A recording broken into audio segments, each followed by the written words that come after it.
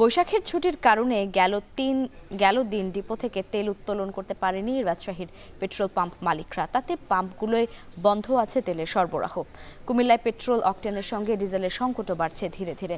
এসব বিষয়ে বিস্তারিত জানাতে রাজশাহী থেকে যুক্ত আছেন রাকিবুল হাসান এবং কুমিল্লা থেকে যুক্ত আছেন মাসুদ আলম। আমরা চলে যাচ্ছি তাদের কাছে। শুরুতে যেতে চাই রাকিব আপনার কাছে। রাকিব, তেলের সরবরাহ কখন আসতে পারে জানতে চাই এবং পাম্প মালিকরা কি বলছেন এ ব্যাপারে? লাইবা পাম্প মালিক ওনার্স অ্যাসোসিয়েশন সকালেই যেটি জানিয়েছিল যে পহেলা বৈশাখের ছুটির কারণে তারা আসলে ডিপো থেকে তাদের যে ট্যাঙ্ক লরি পাঠিয়েছেন সেখান থেকে আসলে তেল উত্তোলন করতে পারেননি এবং সেটি বিকেল নাগাদ খানিকটা সমাধান হওয়ার কথা ছিল। কিন্তু রাজশাহী নগরীর মধ্যে এই 11টি যে পাম্প রয়েছে এখনও পর্যন্ত ট্যাঙ্ক লরিগুলো তারা তেল নিয়ে এসে পৌঁছননি। সুতরাং আজকে আর কোনোভাবে আসলে তেল দেওয়া সম্ভব হচ্ছে না। আগামীকাল সকাল থেকে আসলে তেল সরবরাহ হবে এবং 11টি পাম্পে তেল সরবরাহ হবে বলে আমরা জানতে পেরেছি। তবে এখনও পর্যন্ত পাম্প ওনার্স মালিক অ্যাসোসিয়েশন তারা আসলে এই বিষয়টি নিশ্চিত করেনি। তবে রোস্টার অনুযায়ী আসলে যেভাবে একটি পাম্প বা একটি অন্য পাম্প দেয়া হতো সেভাবে আসলে দেয়া হবে এবং রেশনিং পদ্ধতিতে যে তেল দেওয়া হবে সেই তেলের অপেক্ষায় কিন্তু কি একেবারেই সকালেও আমরা যেমন কিছু মোটরসাইকেল এখানে দেখেছিলাম, এখন কিন্তু সেই জটলাটা ধীরে ধীরে বাড়ছে এবং এখানে ডিজেলের জন্য কার, বাস এবং একই সাথে পেট্রোল অকটেনের জন্য কার এসেছে এবং মোটরসাইকেল দীর্ঘ লাইন জমেছে, যেটি অন্যান্য সময় আমরা দেখতাম।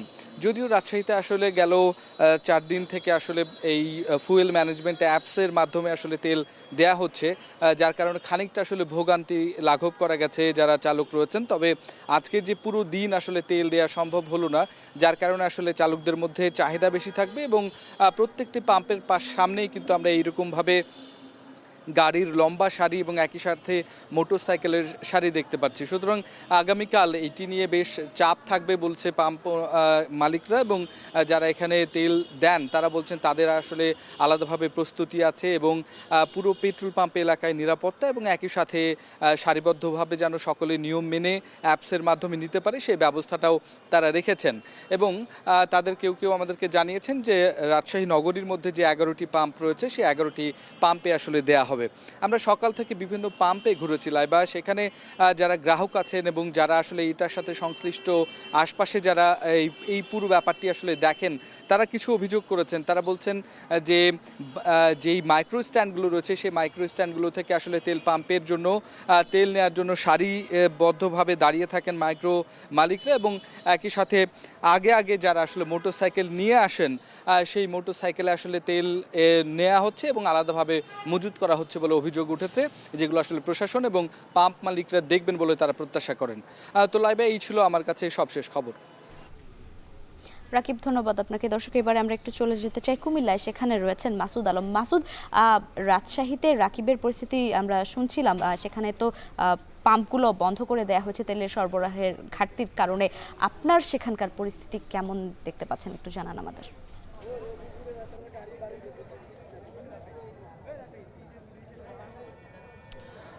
লাইবা, মূলত হচ্ছে আমরা সকাল থেকে এখন পর্যন্ত যে পরিস্থিতি দেখছি, যারা মূলত পেট্রোল অকটেন জ্বালানি হিসেবে ব্যবহার করেন সে সকল চালক আরোহীরা মূলত সবচেয়ে বেশি ভোগান্তিতে রয়েছেন। আমি যেখানে রয়েছি এটি কুমিল্লা নগরীর তেলিকোনা এলাকায়।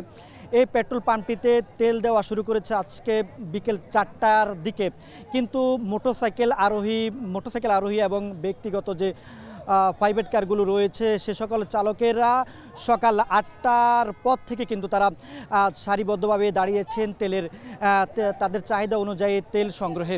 কিন্তু এখনও পর্যন্ত সকল চালক এবং আরোহীরা তারা তেল কিন্তু সংগ্রহ করতে পারেনি। দীর্ঘ সারি আমরা দেখেছি, সড়কের দুপাশ ধরে তারা দীর্ঘ অপেক্ষায় রয়েছেন তাদের কাঙ্ক্ষিত অকটেন এবং পেট্রোল জাতীয় জ্বালানি তেলের জন্য।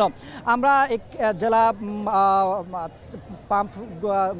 তেলের পাম্পের যে মালিক সমিতি রয়েছে তাদের সঙ্গে আমরা কথা বলেছি। তারা বলছেন যে অতীতের তুলনায় সংকটটা আরও ধীরে ধীরে বাড়ছে, এতে করে একটি প্রকট আরও আকার ধারণ করছে তেলের সংকটটা। একই সঙ্গে অকটেন এবং পেট্রোলের সঙ্গে একই সঙ্গে ডিজেলের সংকটও ধীরে ধীরে বাড়ছে বলে তারা আমাদেরকে জানিয়েছেন। আমি যেখানে রয়েছে এখানে অকটেন পেয়েছেন মাত্র 5,000 লিটার। তবে এখানে ডিজেলের সরবরাহ ছিল সেটি শেষ, এখন সেই সংকটটা তৈরি হয়েছে। আমরা দেখেছি ডিজেল নেওয়ার জন্য বিভিন্ন পণ্যবাহী পরিবহন এসে ফিরে গিয়েছেন। এখানে দীর্ঘ সারি, আমরা অনেকের সাথে কথা বলেছি এখানে যারা মোটরসাইকেল চালক রয়েছেন তাদের সঙ্গে, তারা বলছেন যে কুমিল্লা শহরের যে কয়টি পেট্রোল পাম্প রয়েছে প্রায় 6 থেকে 7টি পেট্রোল পাম্প রয়েছে, গত এক সপ্তাহ ধরে কোথাও তারা তেল পাচ্ছেন না। আজকে এই পেট্রোল পাম্পে তারা পূর্বে থেকে জানেন যে আজকে তেল দেওয়া হবে, যার কারণে তারা সকাল থেকে এখানে অপেক্ষা করছেন। তবে এই যে তেল সরবরাহ করতে গিয়ে এখানে বেশ কয়েকবার বিচ্ছিন্ন ঘটনা ঘটেছে। তবে এখানে পুলিশ সহ আইন শৃঙ্খলা বাহিনী এবং তাদের ভলেন্টিয়ার থাকার কারণে সেই সমস্যাটা বা সেই বিশৃঙ্খলাটা দীর্ঘ হয়নি। এখানে মালিক কর্তৃপক্ষ আমাদেরকে বলেছেন যে তারা তেল দিতে গিয়ে হিমশিম খাচ্ছেন, কারণ হচ্ছে যে হুমড়ি খেয়ে পড়ছেন। সেই পরিস্থিতি নিয়ন্ত্রণ করে সুশৃঙ্খলভাবে তেল দিতে গিয়ে তারা কিন্তু হিমশিম খাচ্ছেন। তো এই সংকট যত স্থায়ী হবে, যে সংকট স্থায়ী হবে, মানুষের মধ্যে ক্ষোভ তৈরি হবে এবং হচ্ছে যে মানুষের দীর্ঘসারি বাড়বে। তো তারা চাচ্ছেন যেন দ্রুত সময়ের মধ্যে সংকট দূর হয়। তো লাইভ ছিল কুমিল্লা থেকে সবশেষ। মাসুদ, ধন্যবাদ আপনাকে। দর্শক, জ্বালানি সংকটের খবর জানাছিলেন আমাদের সহকর্মীরা।